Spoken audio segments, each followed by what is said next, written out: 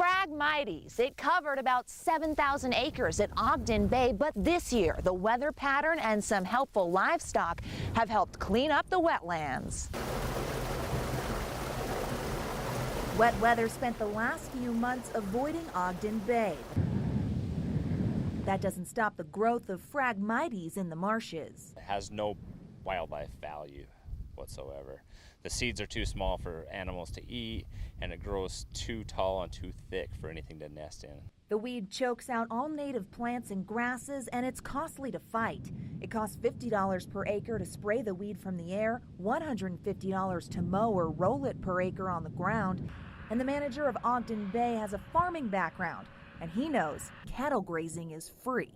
Phragmites is actually the highest protein content vegetation out here, so during the growing season, the cattle are actually selecting that over a lot of other vegetation types. The weather pattern this year actually allowed for major progress. Great tool for us. As dry as it was, the cattle were able to get to places that they've never been. They've been out here for 6 or 7 summers, but we just keep increasing the numbers and increasing the intensity that we're grazing the Phragmites.